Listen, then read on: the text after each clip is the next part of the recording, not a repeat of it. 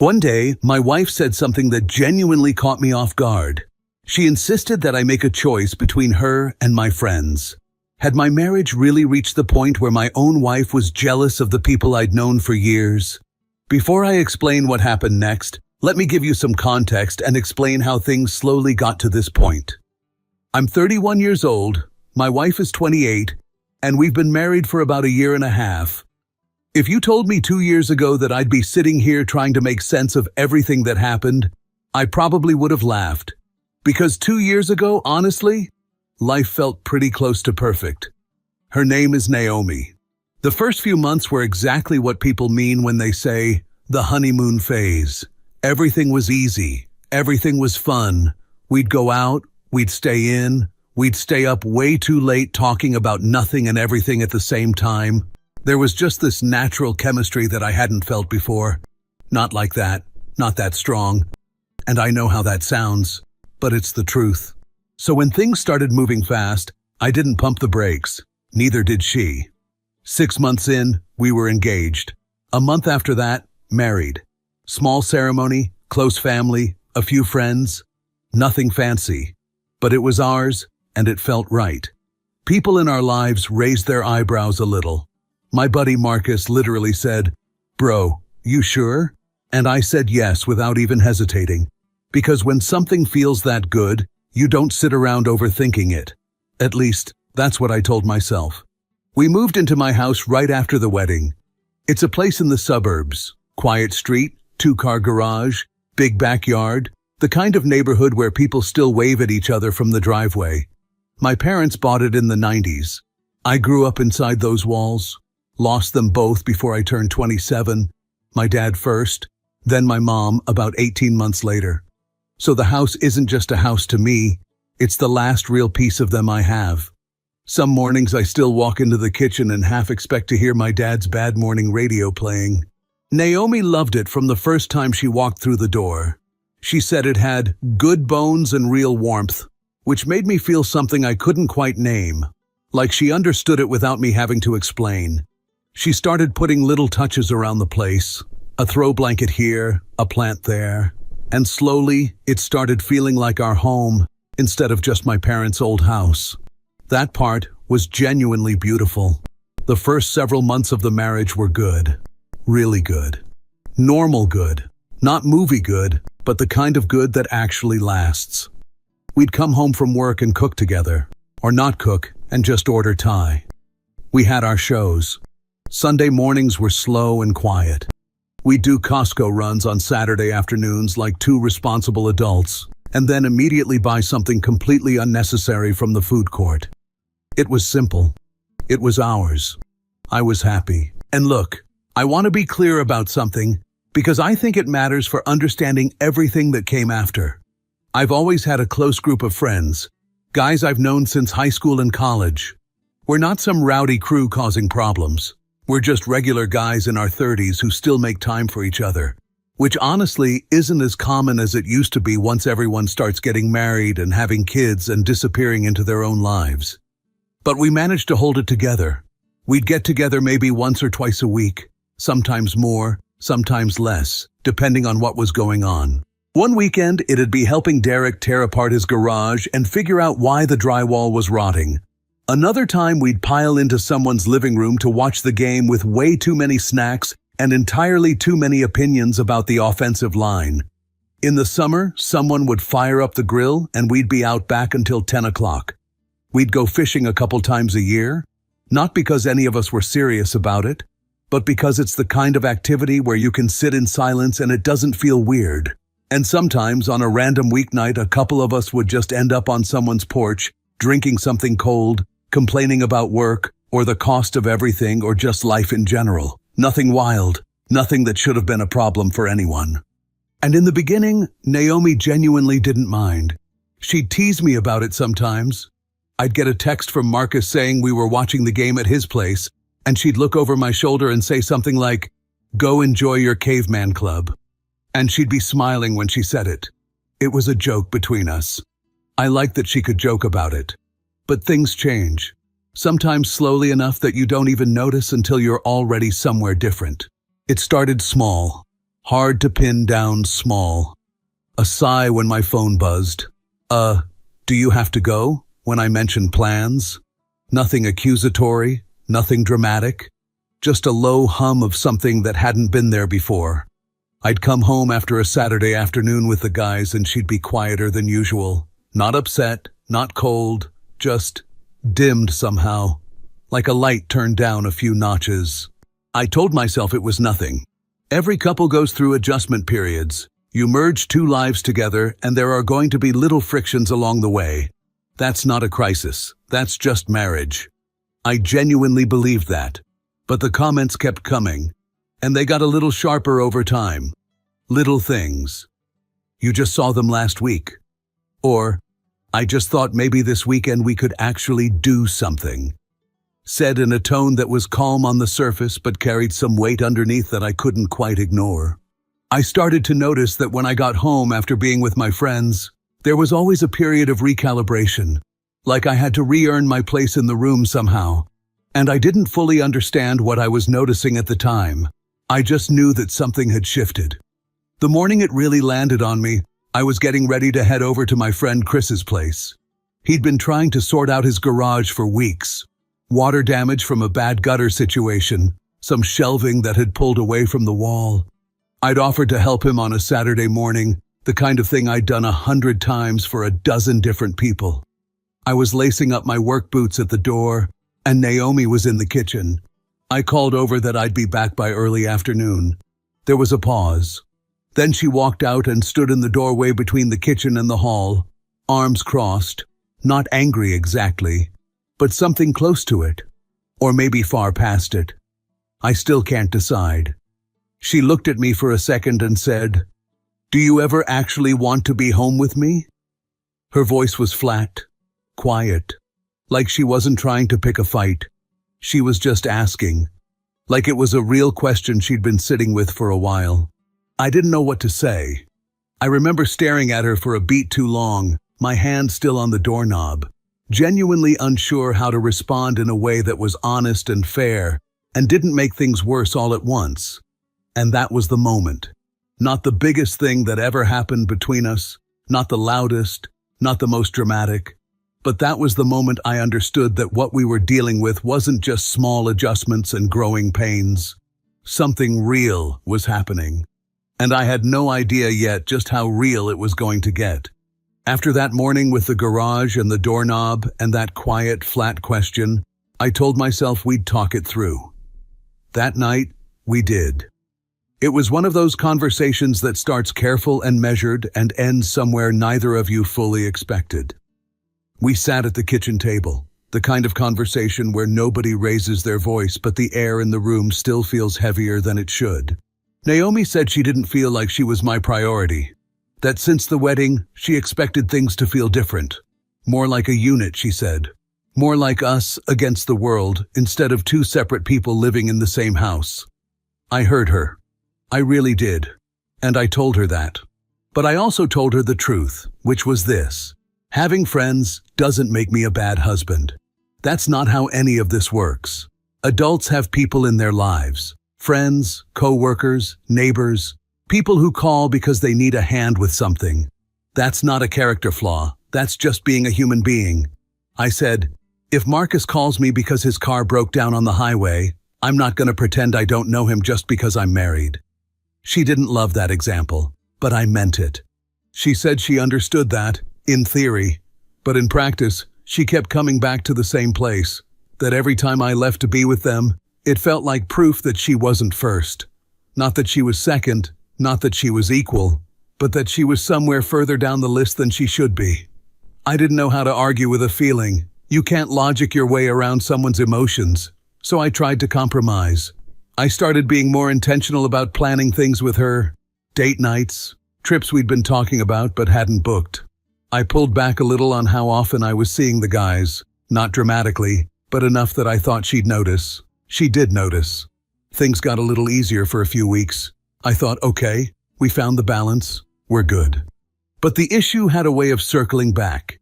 It came up in arguments that were technically about other things. Something about the way I'd responded to a text, or forgetting to pick something up from the store, And then somehow we'd end up back at the same place. Priorities. That word started appearing a lot. When you get married, priorities are supposed to change. I agreed with that. Of course they do. But I also think there's a version of changing your priorities that's healthy, and a version that slowly asks you to hollow yourself out. I didn't say it in those words at the time, but I was thinking it. The comments settled into a rhythm. If I got a call from one of the guys on a weekday evening, I'd see her exhale in a way she probably thought I didn't notice. If I came home from a Saturday afternoon with them, she'd be cordial enough, but there'd be a distance, like she was behind glass. Sometimes she'd go quiet for the whole evening, not crying, not yelling, just absent, somewhere else. And then, one evening after I'd been over at Derek's helping him sort out a mess with his water heater, she said it as I was putting my jacket away. Casual, almost too casual. Funny how you always have energy for them. I stood there for a second. Because there's a particular kind of comment that's designed to land quietly and still leave a mark. That one landed. I said, "That's not fair." She shrugged and walked to the bedroom. I genuinely kept believing we'd get past it. I'm not someone who gives up easily, and I didn't want to be the guy who blows up his marriage over something that felt like it should be fixable. I kept thinking, more patience, more communication, more effort. That's how you get through hard patches. I believed that. Then came the Saturday that changed everything. It was mid-morning. I was in the kitchen making coffee. Naomi was somewhere nearby doing something on her phone. I wasn't going anywhere. We didn't have plans. It was just a regular open weekend morning. Then I heard a car horn outside, then another. I looked out the window and saw Marcus's truck in the driveway, with Derek and Chris piling out behind him. All of them in good spirits, laughing about something. They walked up and knocked, and I opened the door. Marcus grinned. "There's a car show about 20 minutes down the road. Nothing big, just some classics. Come with us, man. 2 hours, tops." And honestly, my first instinct was yes. It was a completely normal, low-stakes thing to do on a Saturday morning. 2 hours, some old cars, maybe grab food after.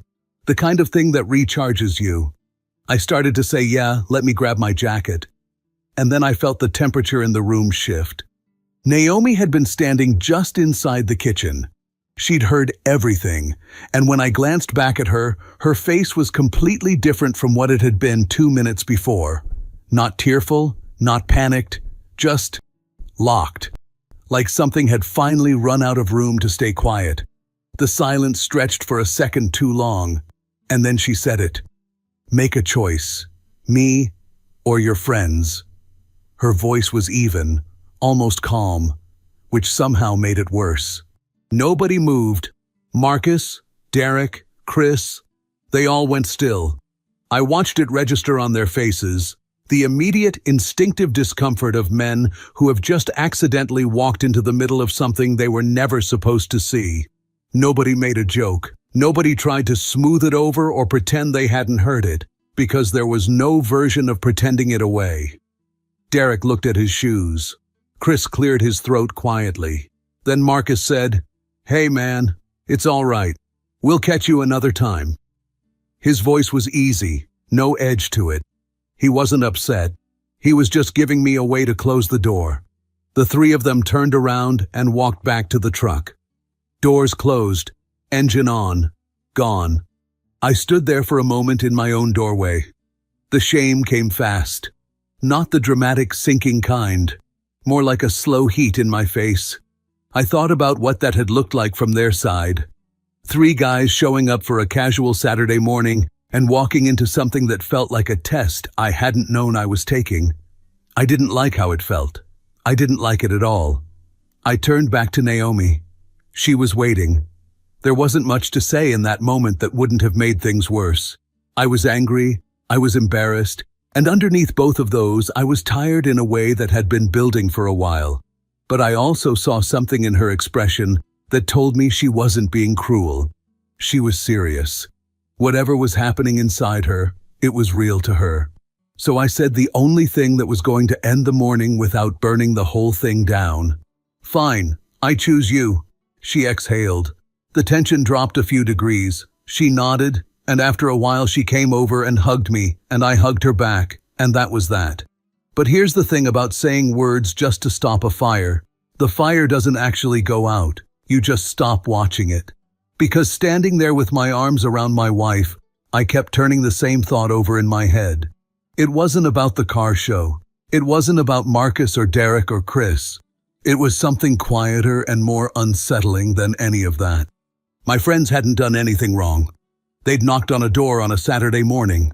And somewhere between that knock and those two words, make a choice, I'd ended up feeling like I had to justify the fact that I had people in my life who cared about me.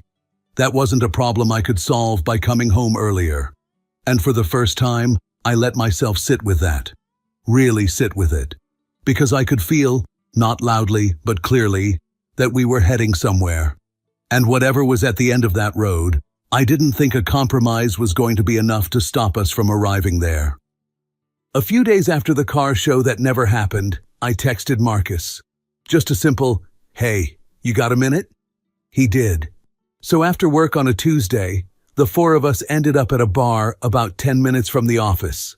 Nothing planned, nothing fancy, just a quiet corner booth and a round of beers. I think I needed to say something in person more than I needed a drink. I apologized, told them I was sorry they'd walked into that it wasn't fair to any of them, and that I was embarrassed by how the whole thing had gone down. I expected at least a little ribbing. That's normally how it works with guys you've known since you were 17. You show up with a problem and someone finds the angle to make it slightly funny, because that's how the tension gets released. But nobody went there, not once. Marcus just kind of shrugged and said, "Man, we're not upset at you." John, who's been my closest friend since college, the kind of guy who doesn't say much but means everything he does say, leaned forward with his elbows on the table and said, "Marriage is hard. Everyone acts like it isn't, but it is. You're still figuring each other out." Derek nodded. Chris said something about how his first year with his wife had been rougher than he'd ever admitted to anyone, and how they'd come out the other side fine. And then Marcus said the thing that actually got me. "Honestly, if she's struggling, focus on your marriage first. We'll still be here." I sat with that for a second, because I hadn't walked in expecting to hear that. I'd half expected sympathy, maybe some gentle version of, "Your wife is being unreasonable." And instead I got something that felt genuinely wise coming from a guy I've watched eat an entire bag of chips in one sitting during a playoff game. So that's what we decided. No formal announcement, no big conversation about it, just a mutual, quiet understanding that we'd dial things back for a while. No regular meetups, no spontaneous drop-bys, no group texts turning into plans by Friday afternoon. A pause. A real one. I drove home that evening feeling something I hadn't felt in weeks. Not fixed exactly, but lighter. Like I'd been carrying something in both hands, and someone had offered to hold one side. And for a while, it worked. Or at least it felt like it worked. I was home. Really home. Not just physically present, but actually engaged. We cooked together most nights. We'd go to the farmer's market on Saturday mornings and walk around longer than we needed to because neither of us was in a rush to leave. We picked up a show we'd been meaning to start and burned through it in 2 weeks. One Sunday, we drove out to a place about 40 minutes away that Naomi had read about online, some old mill converted into a kind of outdoor market. And we walked around for 3 hours, and it was genuinely one of the nicest days we'd had in months. The tension that had been living in the walls of the house for weeks went quiet. Naomi was warmer, easier to reach. She laughed more. I remembered during those weeks exactly why I'd walked across a backyard to talk to a woman criticizing someone's beer choice and never wanted to stop talking to her. I thought, okay, this is what she needed. Reassurance. Presence. Now we can find the balance from here. But the more time we spent together, just the two of us, all the time, every weekend, the more I started noticing something I hadn't been paying attention to before. Naomi's phone was quiet. Not occasionally quiet. Consistently, completely quiet. No group chats lighting up. No, "Oh, that's so-and-so, let me just respond real quick." No plans being made or broken or adjusted. No mention of grabbing coffee with anyone or catching up with someone she hadn't seen in a while. The phone would sit on the counter for an entire Sunday, and she'd pick it up to look something up and put it back down, and that was it. At first, I told myself I was reading into it. Some people are just more private, more internal. Not everyone needs a packed social calendar. But it didn't stop at that. There were no friends coming up in conversation. No stories about someone from work. No, I was talking to so-and-so and she said the funniest thing. Nothing. When I thought back over the past year and a half, I genuinely struggled to name a single person outside of her coworkers that she'd mentioned more than once. It started to feel less like introversion and more like something else entirely. I brought it up one evening, gently. We were sitting on the back porch after dinner, the kind of quiet evening where it's easy to talk because neither of you is looking directly at the other. I said something like, "Hey, do you ever miss having a close girlfriend? Someone to just vent to, hang out with?" She was quiet for a second. Then she said, "Not really." I let it sit. Then I said, "Do you have anyone like that? From before?" And that's when she started talking. Slowly at first, the way you talk about things you've stopped expecting anyone to ask about. She told me about a friendship from her mid-20s. Her and this woman, her name was Priya, had been genuinely close for years. The kind of close where you talk every day and know each other's family and show up when things go wrong. And then one day, in the middle of some situation Naomi didn't go into a lot of detail about, Priya had turned on her. Not slowly, not with any warning, just blindsided her. Said things about her in front of other people that made Naomi look foolish, humiliated her in a way that clearly still had teeth years later. She said it like it was just information, but her jaw was tight when she said it. Then she mentioned someone else, a woman named Claire, who'd been her best friend in her early 20s and had moved across the country for a job maybe 6 or 7 years ago. They still talked, technically. Christmas, birthdays, the occasional "how are you" that both of them knew wasn't really an invitation to go deep. Just the scaffolding of a friendship that had quietly become something else. I listened to all of it. And somewhere in the middle of it, I felt the lens shift. Because I'd spent weeks thinking about her behavior in terms of what it meant for me, for my friendships, my space, my sense of who I was inside this marriage. And sitting on that porch, listening to her talk about Priya and Claire with this particular kind of flatness that people use when something hurt them a long time ago, and they decided the safest response was to just stop caring about it. I started thinking about what it must be like to be her. To have your closest relationship fall apart in a way that felt like a betrayal.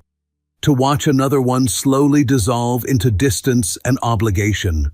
To reach a point where the effort of trying to connect with people stopped feeling worth the risk.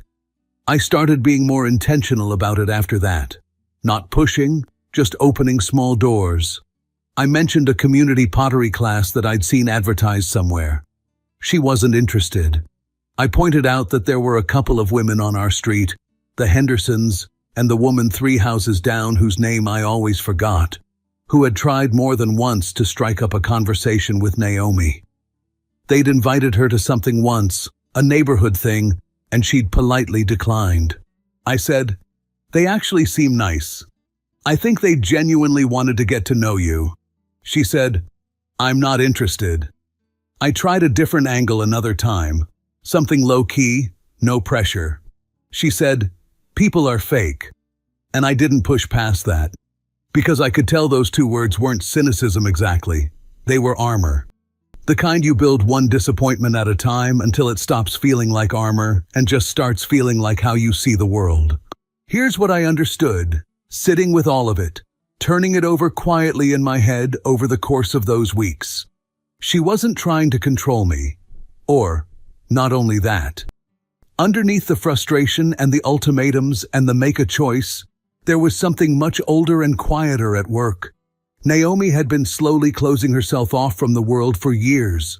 One bad friendship, one geographic loss, one small retreat at a time.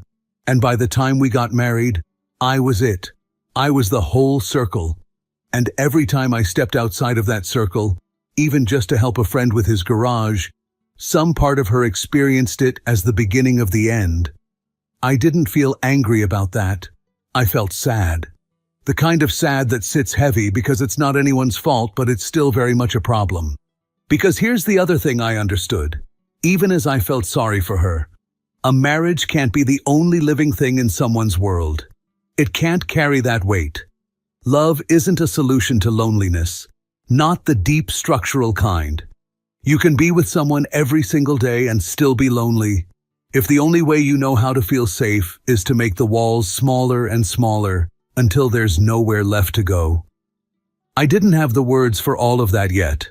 Not clearly, not the way I've just said it now, but I felt it, the shape of it, like a problem I couldn't solve by simply being more present, because presence wasn't actually what was missing, and I had no idea yet what to do with that. A few evenings after everything I'd figured out sitting on the back porch, I snuck out again. That's the word I kept using in my head, snuck. And I didn't love how it felt, but I also didn't know what else to call it. I told Naomi I had a work thing running late. She didn't push. I met the guys at a sports bar about 15 minutes from the house, a Tuesday night when the place was quiet enough to actually talk. I told them what I'd been thinking, about Priya, about Claire, about the pattern I'd started to see underneath the surface of everything. I wasn't looking to be validated. I just needed to say it out loud to people who knew me and could tell me if I was off base. Nobody thought I was off base. John was the first one to say what was probably on everyone's mind. He said it carefully, the way he says things when he's thought about them first. Maybe she should talk to someone, professionally. He went on to explain that his sister had gone through something difficult a few years back, a stretch of anxiety and isolation that had gotten bad enough to affect her whole life. She'd finally started seeing a therapist, and it had genuinely helped. Not fixed everything overnight, but helped. He pulled out his phone and sent me a contact. Someone he said had a good reputation, worked with a lot of people dealing with exactly the kind of thing I was describing. Social withdrawal, trust issues, that particular flavor of fear that disguises itself as not needing anyone. I appreciated it. I saved the contact. But I also knew, even as I did it, that suggesting therapy to Naomi was going to require the right moment and the right words, and possibly a very long runway. She didn't trust easily. Walking into a room and talking to a stranger about her inner life was not something I could picture her warming up to quickly. Then Derek leaned back in his chair and said the thing that actually stuck with me. Maybe Naomi just needs people. He said it plainly, like it was obvious. And then he laid it out. His wife, Marcus's girlfriend, Chris's wife, they all knew each other, had for a while. They'd meet for coffee every few weeks, do the occasional dinner without us, text back and forth about things that had nothing to do with their husbands. They had a thing between them that functioned independently, which meant they weren't relying on their relationships to be their entire world. He said, "What if she just hasn't had that in so long that she forgot what it feels like?"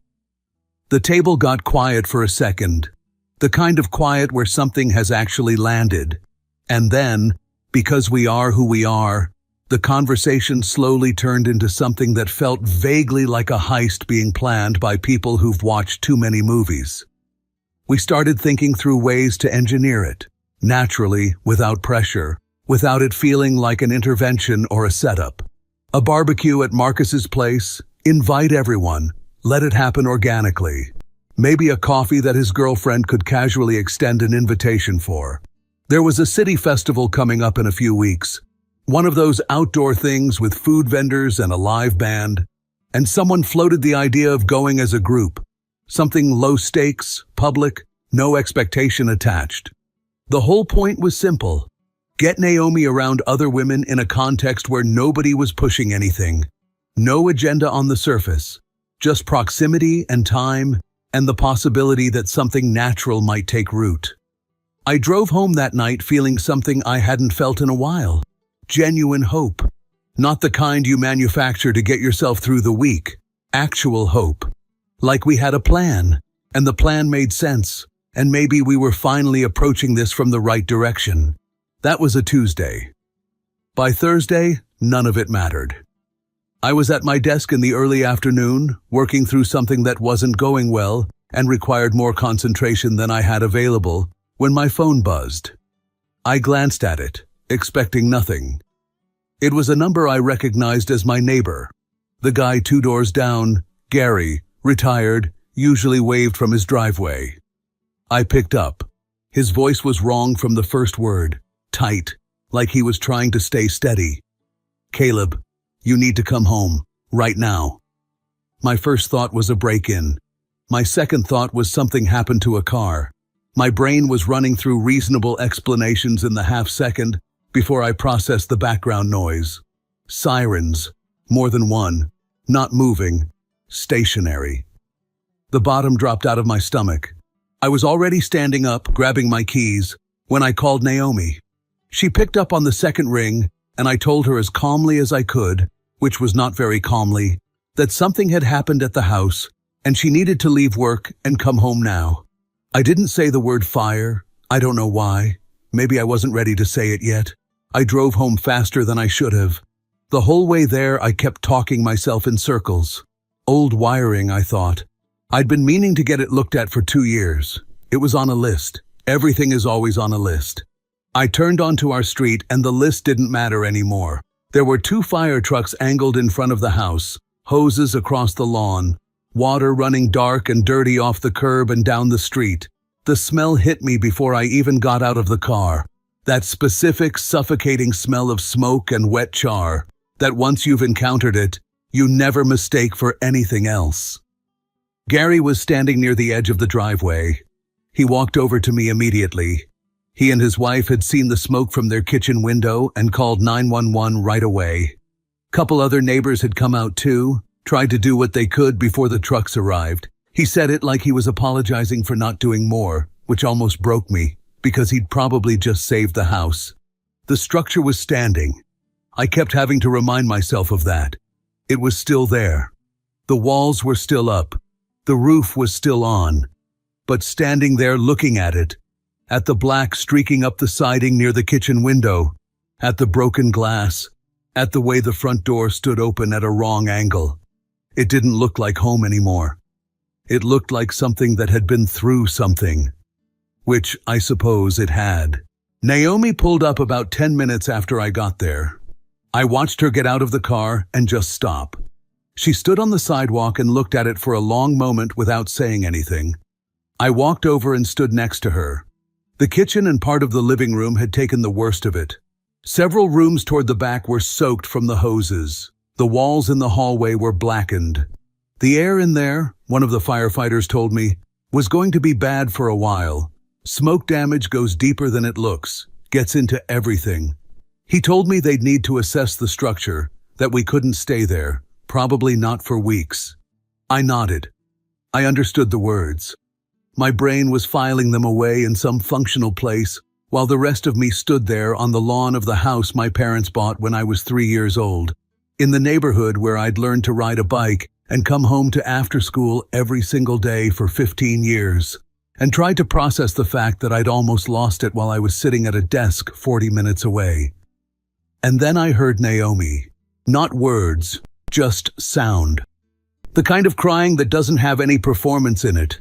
The involuntary kind. The kind that comes up from somewhere low and real, when something has finally broken through whatever you were using to hold yourself together. I turned and she had both hands over her face, and her shoulders were shaking, and she was just completely gone. I put my arms around her, and she leaned into me and cried in a way I'd never heard her cry before. Not about us, not about the arguments, not about any of the things we'd been circling for months. Just the house. Just the shock of standing in front of something that had almost disappeared. I held her and looked at the house over her shoulder. And I thought 2 things at once, clearly, the way you sometimes think when everything gets stripped down to what actually matters. The first was, that's my parents' house. That's the kitchen where my dad burned pancakes every Sunday morning. That's the living room where I sat with my mom the night before she went into the hospital for the last time. I almost lost it today. And I didn't. And that's not nothing. The second was, we are about to go through something hard, something that will require us to live on top of each other in a temporary space, to make 100 decisions under stress, to navigate a crisis together the way you only really learn to do by actually doing it. I didn't know yet if we were ready for that, but I held my wife on the front lawn while the hoses dripped and the neighbors stood quietly nearby. Neighbors who had run toward our home when it was on fire, strangers who had done that for us, and I thought, whatever comes next, it starts right here, right now. This is where we find out what we're made of. Gary and his wife Linda didn't even ask. They just walked us inside, sat us down at their kitchen table, and Linda put a kettle on like that was the only reasonable response to any crisis. Naomi was wrapped in a blanket that had appeared from somewhere, her hands still shaking slightly around a mug of tea she wasn't really drinking. She wasn't crying anymore. She'd gone somewhere quieter than crying, that hollow, glassy-eyed place you go when your brain decides it's processed enough for one evening.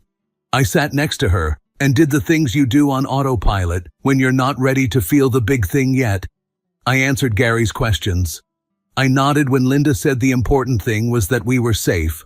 I pulled out my phone and took a few photos of the damage I could see from the window, blackened siding, the warped kitchen frame, the garden hose someone had left coiled on the front path like punctuation, and sent them to the group chat with the guys. House caught fire. We're okay. I put my phone face down on the table. I wasn't looking for anything.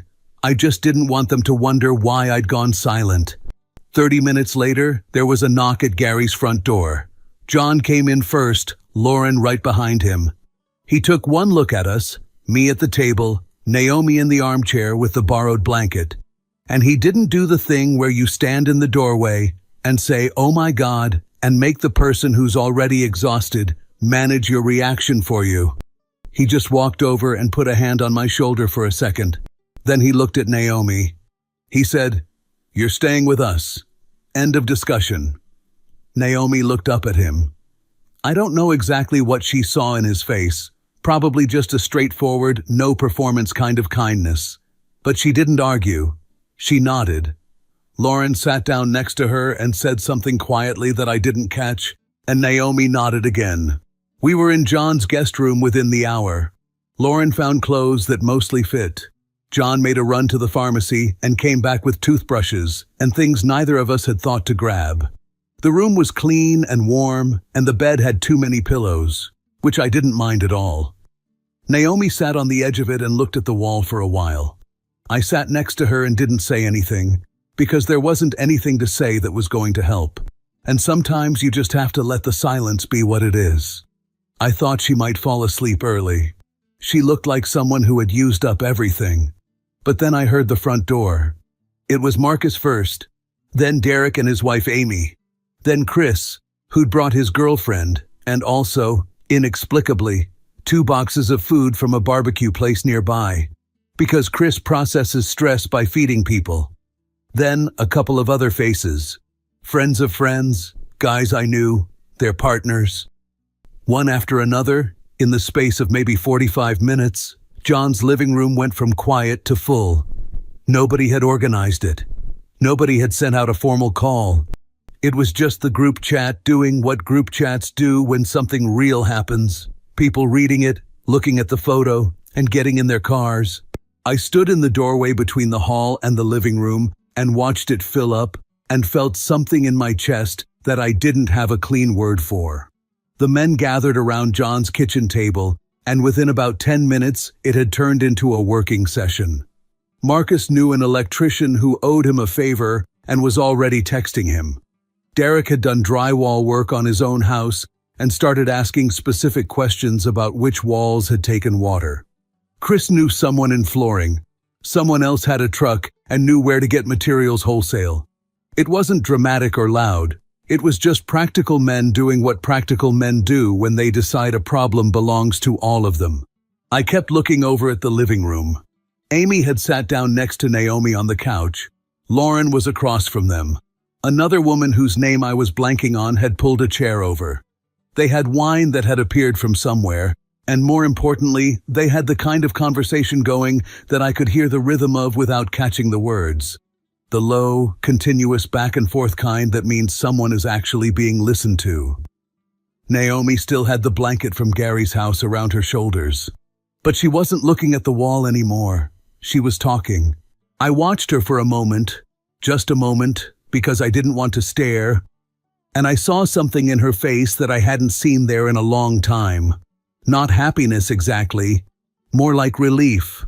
The particular kind of relief that comes from being in a room full of people and realizing, maybe unexpectedly, that none of them want anything from you. They're just there. I turned back to the kitchen table and someone handed me a beer and asked me what I knew about the state of the subfloor near the kitchen, and I let myself be pulled back into the logistics, because that's what the evening needed from me right then. The next few weeks were unlike anything I'd experienced before, and I mean that in the best possible way. We stayed at John and Lauren's for about 10 days. Then Marcus offered his spare room when they needed the space back. Nobody made us feel like a burden for a single day of it. And almost every evening after work, people showed up at the house. Not all at once, not in any organized rotation, just steadily, reliably, the way water finds its level. Someone would text in the afternoon saying they had a few hours and what needed doing. Derek came 4 times and handled most of the drywall in the kitchen and the hallway. Marcus's electrician contact came through and turned out to be both skilled and reasonable. Chris spent one entire Saturday on his knees in the living room dealing with warped floorboards and complained about it the whole time in a way that was somehow deeply comforting. Guys I hadn't seen in months showed up with tools and left with sore backs and seemed genuinely fine about the exchange. It stopped feeling like disaster recovery. It started feeling like something else, something older and harder to name. The way communities used to work, maybe, before everyone got so sealed off inside their own lives. People showing up because someone needed it, and because that's what you do. Naomi was there for most of it. At first, she'd just be around, making coffee, handing things over when asked, staying close without quite being part of it. But gradually, the edges softened. Amy started texting her directly. Lauren invited her for coffee one morning, just the two of them. No occasion, no agenda. She went. She came back quieter than usual, but in a good way. The way you're quiet when something has settled inside you, rather than something being wrong. She started going out with the women regularly, errands that turned into lunches, group texts she was actually in and actually responding to. She came home one evening, laughing about something Amy had said, and launched straight into telling me the story before she'd even taken her jacket off. And I stood in the kitchen listening and thought, there she is. That's who she is when she isn't afraid. I watched her change over those weeks the way you watch a room change as the light in it shifts, gradually and then all at once, and you realize you've been watching it happen for a while without quite naming it. She got warmer, easier with people. She started waving at the neighbors from the driveway instead of just nodding. She remembered names. She asked follow-up questions. Small things, but they added up. Our house filled with the smell of fresh paint and sawdust and coffee and people, and for the first time in longer than I could pinpoint, it felt like a home again. Not a tense, quiet, 2-person fortress. A home. About a month after the fire, we moved back in. Not everything was perfect. There were still a couple of rooms that needed finishing work, and the kitchen had a slightly different layout than before, which kept throwing me off. But it was livable. More than livable. It was warm in a way it hadn't been in a while, and I don't just mean the heat. We had people over that first weekend back. Friends, their partners, the neighbors who had called 911 and run toward our house when it was burning and never once asked for anything in return. Gary and Linda came. The woman 3 doors down, whose name I finally learned was Renee, came and brought something homemade that was either a cobbler or a bread pudding, and was excellent either way. It was loud and easy and good. People moved between rooms. The back door kept opening and closing. Somebody started a playlist that everyone had opinions about. And by 9 o'clock, the kitchen, the rebuilt kitchen, the one that a group of people had put back together with their own hands, was full. I stood in the doorway at one point and just looked at it. Later, after the last people had trickled out and the house had gone quiet in that satisfied post-gathering way, Naomi and I were in the kitchen cleaning up, not talking much, just moving around each other in the comfortable way you do when you've shared a space long enough. She was rinsing glasses, and I was wrapping up the leftovers, and it was entirely ordinary. And then she stopped, set down the glass she was holding, looked at the counter for a second. "I was wrong," she said. I didn't say anything. I just waited. She turned around and leaned against the sink and looked at me. Really looked at me. The way people look at you when they're not managing how they come across, just talking. She said she'd spent so long looking at his friends as something pulling me away from her. Every time I left, she'd felt it as a small loss, a proof of something she was already afraid of, that people leave, that closeness doesn't last, that eventually she'd be on the outside of something again. She said she'd convinced herself that the safest version of a marriage was one where neither of you needed anything outside of it. Then she said quietly, and then everything fell apart, and they all just showed up. She wasn't crying.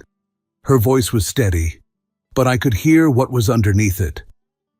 No one should ever have to choose between love and people who genuinely care about them. I crossed the kitchen and put my arms around her, and she put her head against my shoulder, and we stood there for a moment in the kitchen that our friends had helped rebuild, in the house that a group of people had helped save, on a street where the neighbors knew our names and had run toward us when we needed it. I think about that a lot, honestly, about what it took to get here. A fire, of all things. A short circuit in the walls of a house that was already decades old, and everything that followed from it.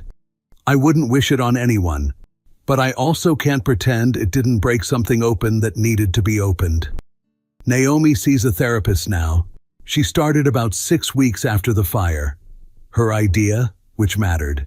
She doesn't talk about it much, and I don't ask, but I can see it working in the small ways that things work when someone is actually doing the quiet labor of sorting through who they are and why. Our life looks different than it did a year ago. We have dinner with friends, real dinners, planned ones, at our house and at theirs. We help out when someone needs it, and people help us when we need it. Naomi and Amy have a standing coffee thing every other week that I have nothing to do with, and that makes me genuinely happy. She and Lauren went to some kind of craft market last month and came back with things nobody needed, and both seemed very pleased about it. I still see the guys. I don't sneak around about it. I say, "I'm going over to Marcus's, be back later." And Naomi says, "Tell him his taste in beer is still terrible." And that's the whole conversation. That's the thing that saved us. Not distance, not control, just people. The right ones, showing up when it counted.